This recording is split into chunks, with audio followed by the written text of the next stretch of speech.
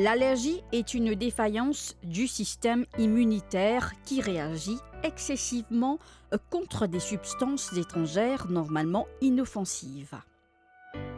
Cette réaction entraîne une production d'anticorps spécifiques de l'allergie, qui se traduit par des symptômes comme l'eczéma, l'urticaire, l'asthme et la conjonctivite. Les réactions allergiques sont fréquentes chez les bébés et les jeunes enfants. Même une légère irritation de la peau peut suffire à déclencher une éruption cutanée. Donc effectivement, l'allergie, nous avons considéré comme une maladie du monde moderne. Avant longtemps, mes grands-parents disaient dans nous l'époque pas tout ça. C'est vrai, c'est dans beaucoup moins. Mais à certains enfants élevés d'une façon différente, élevés dans un milieu, ce qu'on appelle beaucoup plus stérile, et dans moins de dans la terre, dans moins de déo, et dans moins. Donc définitivement, une sensée, beaucoup d'affaires sensées. L'apparition d'une allergie peut se faire à tout âge, dès les premiers mois de la vie. Un nouveau-né ou un très jeune enfant peuvent être allergiques. Les symptômes peuvent apparaître dès la naissance.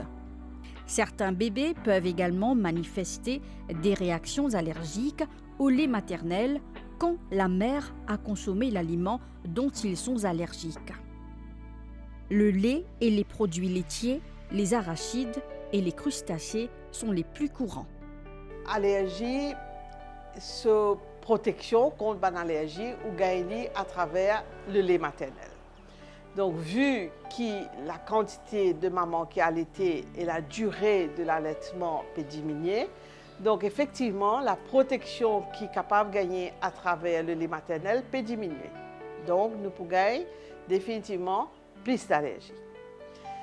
Astéa est dans le lait en lui-même. Quand on donne du lait en poudre, quel que soit le lait, c'est quand même du lait vache. Ce n'est pas comme à l'allaitement maternel qui est du lait humain et de lait humain.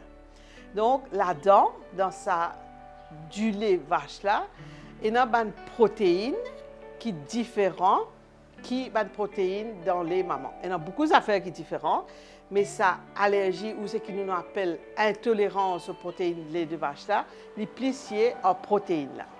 Ça veut dire, si on imagine le lait de vache, ce protéine, comme on dit, un volcan, l'allaitement maternel, dans du lait maman, ce protéine, comme on dit, un petit caillou.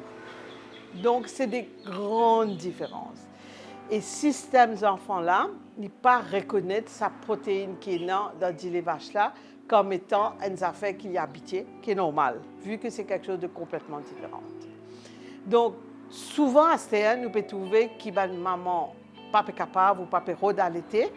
Je commence du lait bonheur et après, quand arrive un mois, 6 semaines, des mois, les enfants commencent à avoir colique, les enfants commencent à avoir eczéma, une rougeur dans la peau, et ils ont une bronchite et ils ont fait diarrhée. Donc, ces enfants-là n'ont pas toléré ce lait-là.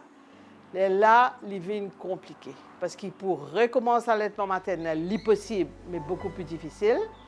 Et là, nous avons besoin de toute qualité du lait et toute qualité du lait qui n'est pas vraiment adapté aux besoins de l'enfant. C'est pourquoi il est extrêmement important qu'il nous besoin allaiter au départ. Nous pouvons donner à bébé là tout ça le système immunitaire pour la guerre contre l'allergie là. Et deuxièmement, il n'y a pas pour gagner ça un problème d'eczéma, de bronchite qui beaucoup de bébés peuvent gagner en ce moment. Donc l'intolérance aux protéines d'élevage est assez passager dans la plupart des cas. Ça veut dire que un bébé commence à gagner à un mois, il y a allé pendant 4-5 mois. Après, quand on commence diversification après 6 mois, bébé là, il est capable de manger à yaourt parce que c'est un du lait processé. Donc, ce n'est pas une mauvaise affaire en lui-même, mais sa période que le bébé là est en 2 ans et 4 et 6 mois, quand il a cette intolérance là, est extrêmement compliqué pour donner un du lait qui est adapté à son enfant. Donc, ça, c'est l'intolérance de protéines lait de vache. Sinon, dans Maurice, surtout, nous avons un microclimat partout, nous avons beaucoup de la poussière dans un pays tropical. Les enfants sont très souvent allergiques à la poussière. Alors, il y a une précaution qui nous apprend quand même. Faire par exemple, où il y a un voisin qui peut rentrer dans la case. Faire ce qu'il voulait, ça la poussière là, il pour rentrer dans la case. Il pour rentrer, il pour aller au barreau, il pour aller à la fenêtre, il pour aller au bébé, il pour aller au rideau, il pour aller partout. On connaît les cas bien fatigants, mais bizarre à soir, quand elle dormit, quand il ferme la fenêtre, sous le barreau, sous toutes les affaires pour éviter que ces enfants-là, surtout sa nourriture-là, restent dans sa chambre, la poussière là. Parce que même si vous ne pouvez pas tout ouvrir, quand vous pouvez souiller, vous pouvez tout ouvrir. L'eau, la mort, etc. Donc, pour venir à dire qu'un ensemble bébé, il n'y a pas besoin d'un ensemble compliqué. Ou besoin d'un sobert, sur la table à langer, ça s'arrête là. Pas faire un ensemble bébé extrêmement compliqué, avec beaucoup de décorations au mirail, beaucoup de photos collées, tout ça, parce que quand besoin souiller, il fait beaucoup plus de travail. Une autre affaire qui nous commence vraiment bannie, c'est une nounous. Une peluche bizarre paraissent dans la chambre des enfants. Une peluche, c'est qu'on attrape la poussière. Donc, la poussière dans la case, la poussière en dehors quand la fenêtre est ouverte pour venir assis dans sa peluche. Au fur et à mesure, avec le temps, les enfants pour réagir avec sa peluche-là, ils commencent à tousser, et le plus souvent, les parents viennent dire où. Donc, les enfants corrects, asseoir par qui fait les tousser. Et là, vous avez des affaires dans la chambre qui fait les tousser.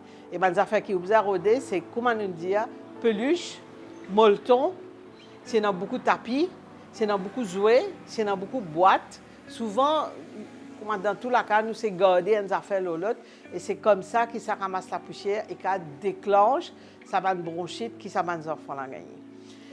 Et puis quand les enfants viennent un petit peu plus grands, laissez-les jouer dehors, laissez-les jouer dans la terre, laissez-les jouer dans ce qu'on appelle un monde pas stérile. Laissez-les jouer à ce toutou, laissez-les jouer comme ça, doucement, doucement, ils pour développer sa résistance et ils pour plus facile. Aussi, quand on commence la diversification, nous devons faire attention parce qu'il y a des produits, et des légumes, et des fruits qui sont des enfants capables allergiques. Et parfois, quand nous disons diversification, 6 mois enfants une boîte de lait, 6 mois et 15 jours, fini, nous pouvons commencer là. Nous pouvons donner des légumes, nous pouvons donner des fruits, nous pouvons donner tout à fait un seul coup. Non. Parce que ces enfants-là, ce système n'est pas pour supporter et ils sont capables de réagir. Donc, diversification, c'est quelque chose que vous avez discuté avec ou dans le dispensaire que tu allez, dans ma médiclinique, avec les professionnels de santé. Et toujours, vous avez fait catégorie par catégorie. Si on décide pour commencer par légumes, ou faire un légume tous les 2 jours, tous les 3 jours, là, on met l'autre là, et jamais pas commencer à faire une purée 5 légumes et 2 enfants là, parce qu'il est capable de supporter. Donc ça, vous avez fait bien attention. Quand on commence la diversification, vous allez doucement, vous allez noter qu'ils ont fait une donnée et vous allez donner ces nouvelles affaires-là pendant 2-3 jours. Comme ça, ces enfants-là réagissent, soit sur la bouche vide rouge, soit ils ont un problème de la peau, soit ils toussent, soit ils ont diarrhée, soit ils ont un signe qui ont trouvé les papiers tolérés, les vomis, ou capable d'arrêter, retourne là où il est, et après quelques jours, commence quelque chose d'autre. Donc, allergie, oui, c'est une affaire qui existait et nous devons autant que possible tourner autour de lui et c'est prévenir. Une combinaison de facteurs génétiques et environnementaux en serait à l'origine. Les déclencheurs de cette réaction comprennent les tissus irritants, les savons et la chaleur.